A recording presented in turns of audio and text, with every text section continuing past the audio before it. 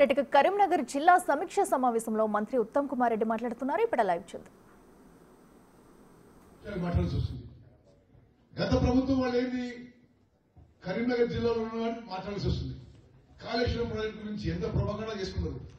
నేను ఇరిగేషన్ మంత్రిగా మీకు చెప్తున్నా, కాళేశ్వరం పని చేయని ఒక్క చుక్క నీళ్లు ఉపయోగించని ఈ వానాకాలంలో ఉమ్మడి ఆంధ్రప్రదేశ్ చరిత్రలో, ప్రత్యేక తెలంగాణ చరిత్రలో, భారతదేశంలో అన్ని రాష్ట్రాల కంటే ఎక్కువ ఈ వానాకాలంలో 155 లక్షల మెట్రిక్ టన్నుల వరి ధాన్యం పండించిన మనం కాళేశ్వరం ఉపయోగించకుండా. మరి భారతదేశంలో అన్ని రాష్ట్రాల కంటే ఎక్కువ, తెలంగాణ రాష్ట్రంలో గతం కంటే ఎక్కువ, ఉమ్మడి ఆంధ్రప్రదేశ్ లో 23 జిల్లాల కంటే ఎక్కువ ఈ వానాకాలంలో 155 లక్షల మెట్రిక్ టన్నుల వరి ధాన్యం పండించడం 66.7 లక్షల ఎకరాల్లో. అదేవిధంగా పండించిన ఈ బంపర్ క్రాప్ ని సివిల్ సప్లైస్ డిపార్ట్మెంట్ మరి సమర్థవంతంగా ప్రతి రైతు దగ్గర ప్రతి గింజ ఏ విధంగా స్మూత్ గా, సాఫీగా, తరుగు లేకుండా, కటింగ్ లేకుండా ఏ విధంగా మేము ప్రొక్యూర్మెంట్ చేసిందో మీరు అందరూ గమనించాలని చెప్పి ఆలోచిస్తాను. ఇచ్చిన మాట నిలబెట్టుకుని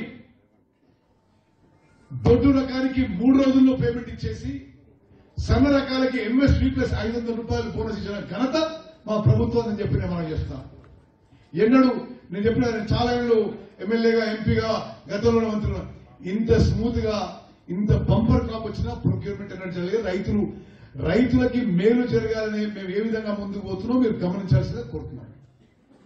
అదేవిధంగా మేమున్న ఒక సంవత్సరంలో మరి నిరుద్యోగ యువత మా గవర్నమెంట్ కి ఒక ప్రయారిటీ.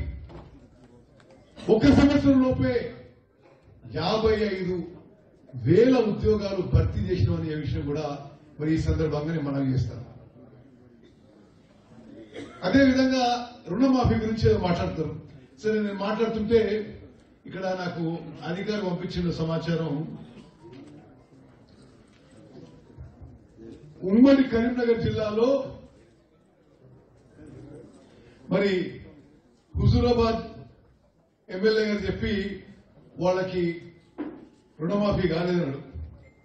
ఇప్పుడు అగ్రికల్చర్ ఆఫీసర్ నాకు పంపించిన figures, number of farmers benefited 27,000, amount ఒక్క కాన్స్టిట్యున్సీలో 423 కోట్లు, లోన్ వేవర్ 87%.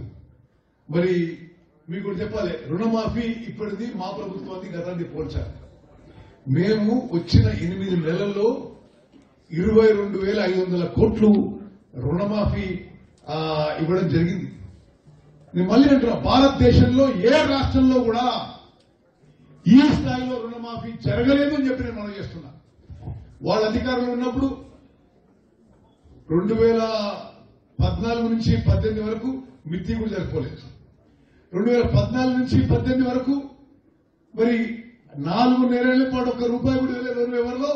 చివరి సంవత్సరంలో ఔటర్ రింగ్ రోడ్ అమ్మేసి కొంత అమౌంట్ ఇచ్చింది. అది వాళ్ళ రుణమాఫీ, ఇది మా రుణమాఫీ.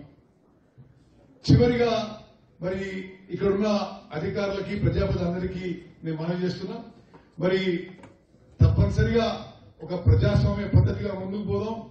మరి ఈ యొక్క మన ప్రభుత్వం యొక్క అభివృద్ధి సంక్షేమ పథకాలు చివరి వ్యక్తి వరకు చేరే విధంగా మనం అందరం మరి కృషి చేద్దామని చెప్పి మీ అందరికీ నేను పిలుపునిస్తూ, ఇదొక రాజకీయ వేదిక కాదు, ఇదొక అఫీషియల్ మీటింగ్ అనేది ఎవరు మర్చిపోకుండా ఉంటే బాగుండేదని చెప్పి నేను మనవి చేస్తూ ముగిస్తున్నాను. అందరికీ ధన్యవాదాలు. గౌరవనీయులు శ్రీధరబాబు గారు వారి సందేశం వస్తే కోరుతున్నారు.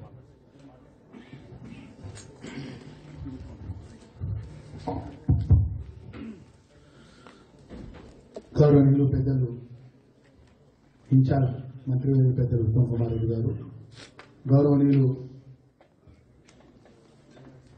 మంత్రివర్యులు పెద్దలు శ్రీధర్ బాబు గారు, గౌరవనీయులు మంత్రివర్యులు పొన్నం ప్రభాకర్ గౌడ్ గారు, గౌరవనీయులు పెద్దలు శాసన మండలి పెద్దలు జీవన్ రెడ్డి గారు, గౌరవ శాసనసభ్యులు, అధికారులు అందరూ కూడా పేరు పేరు నమస్కారం తెలియజేసుకుంటూ, ఒక్క విషయం మా మీడియా మిత్రులకు ఒకటే ప్రశ్న నేను రిక్వెస్ట్ చేస్తున్నా. ప్రభుత్వ విధుగా, ఎమ్మెల్యేగా గతంలో ఇదే జిల్లా పరిషత్ చైర్మన్గా పనిచేసినాను. 2014 నుంచి 2023 వరకు 10 సంవత్సరాల అధికారంలో ఉన్నటువంటి బీఆర్ఎస్ పార్టీ ప్రభుత్వం 3 కేబినెట్ మంత్రులు కూర్చొని ఆపోజిట్ ఎమ్మెల్యేలను కూర్చోబెట్టి పేదవాళ్ళకు సంబంధించిన సంక్షేమ కార్యక్రమాల విషయంలో మీ అభిప్రాయాన్ని చెప్పాలని చెప్పి ఏ ఒక్క రోజన్నా ఈ ఉమ్మడి కరీంనగర్ జిల్లాలో మీటింగ్